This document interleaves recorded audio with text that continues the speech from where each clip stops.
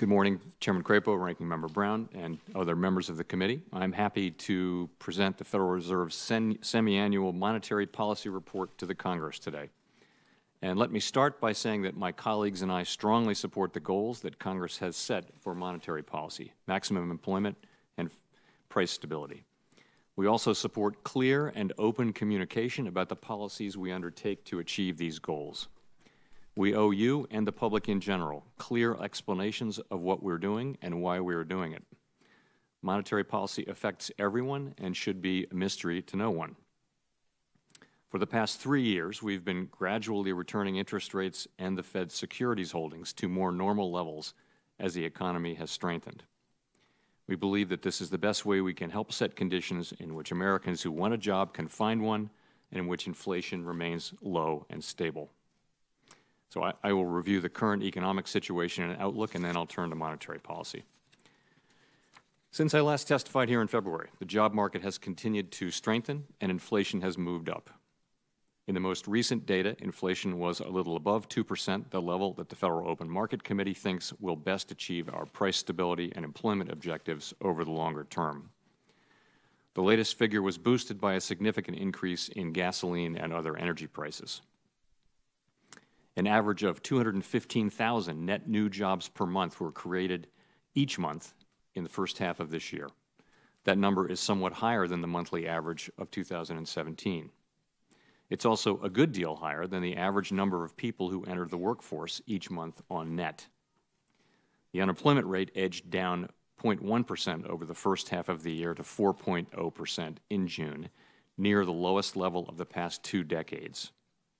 In addition, the share of the population that either has a job or has looked for one in the past month, what we call the labor force participation rate, has not changed much since late 2013, and this development is another sign of labor market strength. Part of what has kept the participation rate stable is that more working-age people have started looking for a job, which has helped make up for the large number of baby boomers who are retiring and leaving the labor force. Another piece of good news is that the robust conditions in the labor market are being felt by many different groups. For example, the unemployment rates for African Americans and Hispanics have fallen sharply over the past few years and are now near their lowest levels since the Bureau of Labor Statistics began reporting these data in 1972. Groups with higher unemployment rates have tended to benefit the most as the job market has strengthened. But jobless rates for these groups are still higher than those for whites, and while 3/4 of whites responded in a recent Fed survey that they were doing at least okay financially, only 2/3 of African Americans and Hispanics responded that way. Incoming data show that, alongside the strong job market, the U.S. economy has grown at a solid pace so far this year. The value of goods and services produced in the economy, or GDP, rose at a moderate annual rate of 2% in the first quarter after adjusting for inflation. However, the latest data suggests that economic growth in the second quarter has been considerably stronger than in the first. The solid pace of growth so far this year is based on several factors. Robust job gains, rising after-tax income, and optimism among households have lifted consumer spending in recent months. Investment by businesses has continued to grow at a healthy rate. Good economic performance in other countries has supported U.S. exports and manufacturing. And while housing construction has not increased this year, it is up noticeably from where it stood a few years ago. Turning to inflation, after several years in which inflation ran below our 2% objective, the recent data are more encouraging. The price index for personal consumption expenditures, or PCE inflation, an overall measure of prices paid by consumers, increased 2.3% over the 12 months ending in May, that number up from 1.5% a year ago. Overall, or headline inflation, increased partly because of higher oil prices, which caused a sharp rise in gasoline and other energy prices paid by consumers. Because energy prices move up and down a great deal, we also look at core inflation. Core inflation excludes energy and food prices and generally is a better indicator of future overall inflation. Core inflation was 2.0% for the 12 months ending in May, compared to 1.5% a year ago. We will continue to keep a close eye on inflation with the goal of keeping it near 2%. Looking ahead, My colleagues on the FOMC and I expect that with appropriate monetary policy, the job market will remain strong and inflation will stay near 2% over the next several years. This judgment reflects several factors. First, interest rates and financial conditions more broadly remain favorable to growth. Second, our financial system is much stronger than before the crisis and is in a good position to meet the credit needs of households and businesses. Third, federal tax and spending policies likely will continue to support the expansion. And fourth, the outlook for economic growth abroad remains solid despite greater uncertainties in several parts of the world. What I have just described is what we see as the most likely path for the economy. Of course, economic outcomes that we experience often turn out to be a good deal stronger or weaker than our best forecast. For example, it is difficult to predict the ultimate outcome of current discussions over trade policy, as well as the size and timing of the economic effects of the recent changes in fiscal policy.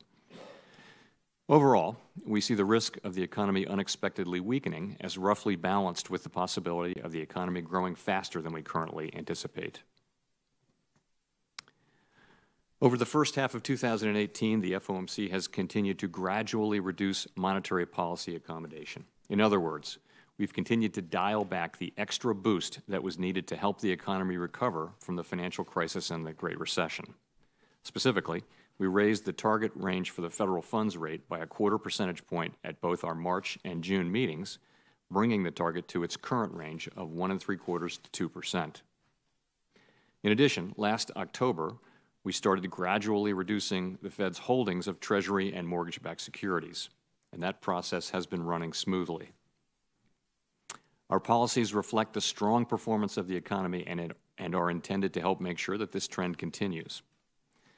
The payment of interest on balances held by banks in their accounts at the Federal Reserve has played a key role in carrying out these policies, as the current monetary policy report explains. Payment of interest on these balances is our principal tool for keeping the federal funds rate in the FOMC's target range. This tool has made it possible for us to gradually return interest rates to a more normal level without disrupting financial markets and the economy. As I mentioned, after many years of running below our longer-run objective of 2% inflation, inflation has recently moved close to that level. Our challenge will be to keep it there. Many factors affect inflation, some temporary and others longer lasting. So inflation will at times be above 2% and at times below. We say that the 2% objective is symmetric because the FOMC would be concerned if inflation were running persistently above or below our 2% objective. The unemployment rate is low and expected to fall further. Americans who want jobs have a good chance of finding them. Moreover, wages are growing a little faster than they did a few years ago. That said, they are still not rising as fast as in the years before the crisis. One explanation could be that productivity growth has been low in recent years. On a brighter note, moderate wage growth also tells us that the job market is not causing high inflation. With a strong job market, inflation close to our objective, and the risks to the outlook roughly balanced, the FOMC believes that, for now, the best way forward is to keep gradually raising the federal funds rate. We're aware that, on the one hand, raising interest rates too slowly may lead to high inflation or financial market excesses. On the other hand, if we raise rates too rapidly, the economy could weaken and inflation could run persistently below our objective. The committee will continue to weigh a wide range of relevant information when deciding what monetary policy will be appropriate. As always, our actions will depend on the economic outlook, which may and will change as we receive new data. For guideposts on appropriate policy, the FOMC routinely looks at a range of monetary policy rules that recommend a level for the federal funds rate based on the current rates of inflation and unemployment. The July Monetary Policy Report gives an update on monetary policy rules and their role in our policy discussions. I continue to find these rules helpful, although using them requires careful judgment. Thank you, and I will be happy to take your questions.